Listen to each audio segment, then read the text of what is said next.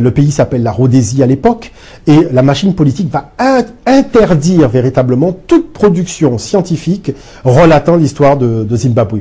Et qu'est-ce qui va se passer donc à ce moment-là? C'est-à-dire que les chercheurs non africains qui vont essayer donc de faire de la recherche, essayer de trouver en fait qui sont les bâtisseurs de cette civilisation. Tous ceux qui vont mettre en avant la piste africaine vont être soit mis en prison ou expulsés. Bon. Maintenant, les chercheurs africains qui vont essayer quand même de dire « Mais attendez, calmez-vous, c'est une civilisation africaine, nous savons quel peuple a bâti cette civilisation. » Eh ben, tous ces gens-là vont subir une pression extraordinaire de la part du politique. Il ne faut pas oublier que nous sommes en pleine période aussi de l'apartheid en Afrique du Sud. C'est pire que la ségrégation. La loi justifie des agressions physiques. Hein.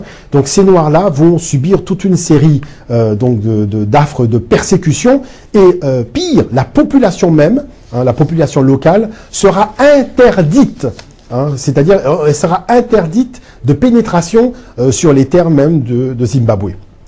Alors, comment va arriver cette délivrance? Cette délivrance en fait va arriver tout simplement avec 1980. C'est la période de l'indépendance. Le pays va donc maintenant s'appeler le Zimbabwe. Aussi la fin de l'apartheid en Afrique du Sud avec la libération de Nelson Mandela.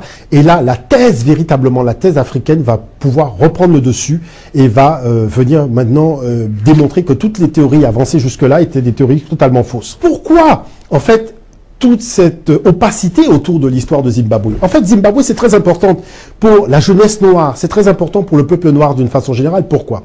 Parce que c'est une civilisation massive. Il faut imaginer sur près de 7 km² des constructions en pierre massive. Alors, il y a une enceinte royale, le palais royal en forme d'ellipse, c'est quand même une longueur de 244 mètres de long. Ce sont des murs de 10 mètres de haut, avec à la base 5,5 mètres d'épaisseur et en hauteur 3,60 mètres de haut. À l'intérieur de l'enceinte royale, il y a un cône, donc de 9 mètres de haut, qui a quand même 5 mètres de diamètre. Donc nous sommes vraiment dans du gigantisme, c'est du massif. À 700 mètres de là, il y a l'Acropole Hill, c'est-à-dire c'est un château fort, donc qui est dans la montagne. Le château fort, c'est 100 mètres de long de murailles, 100 mètres de long de murailles, des murs épais de 4,5 mètres, l'épaisseur des murs 4,5 mètres, une hauteur de 10 mètres de haut, avec des motifs à chevrons.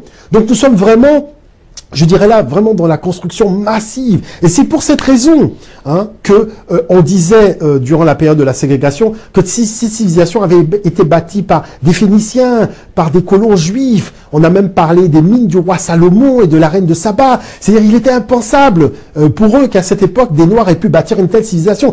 Je vous dis que cette civilisation n'a rien à envier à l'Égypte ancienne. Nous sommes dans des constructions massives. Voyez, et c'est ça qu'il faut véritablement comprendre. Alors, le déclin de la civilisation, l'arrivée des Portugais à Sofala en 1502, parce qu'il faut savoir que à Zimbabwe, les Noirs mangeaient dans la porcelaine de Chine, parce qu'il y avait des relations commerciales avec l'Inde, avec la Chine, donc avec toute l'Asie, avec les Arabes aussi. Et le port de Zimbabwe, c'était la ville de Sofala. Donc, en 1502, les Portugais arrivent à Sofala. En 1505, commencent les hostilités avec le Monomatopa. Pourquoi? Parce qu'il y a de l'or. Les Portugais sont attirés par l'or. C'est la course, c'est l'Eldorado. Donc, c'est la course de l'Eldorado africain. Et à partir de là, les Portugais vont remonter le fleuve du Zambèze et vont commencer à s'armer au fur et à mesure pour attaquer le roi, donc, Monomatopa. Et à partir de là, 1629, c'est la conquête portugaise. Cet empire va bouger vers le Mozambique. En 1502, on va retrouver une lignée royale avec les Karangas, et ce sera la dernière lignée royale donc de cet empire. Mais ce qu'il faut retenir, c'est qu'il faut que les livres d'histoire, nos livres d'histoire, témoignent de cette histoire facieuse de l'Afrique, de cet équivalent de l'Égypte ancienne qui se trouve en pleine Afrique du Sud. Et vous vous rendez bien compte que c'est le problème de l'apartheid qui a en fait entraîné cette sous-médiatisation donc de cette civilisation, qui a fait qu'on a collé au continent noir et aux Africains l'image d'un peuple qui n'a pas créé de civilisation, ce qui est fondamentalement faux. Et là, nous ne parlons que de Zimbabwe, parce que nous aurions pu parler de la civilisation donc du Mali, de la civilisation donc du Bénin, avec Ile-Ife.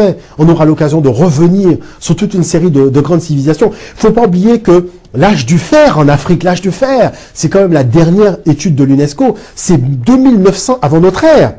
L'âge du fer en Europe, c'est 1200 dans la région de Hallstatt.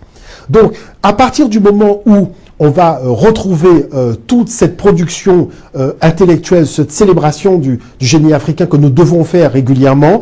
Ben, c'est l'occasion pour nous de rentrer dans l'histoire africaine avec les derniers vestiges des fouilles archéologiques. Voilà. Donc je vous remercie. J'espère que, comme moi, vous avez été passionné par ce récit du Grand Zimbabwe. On aura l'occasion de revenir. En tout cas, je vous dis à très bientôt.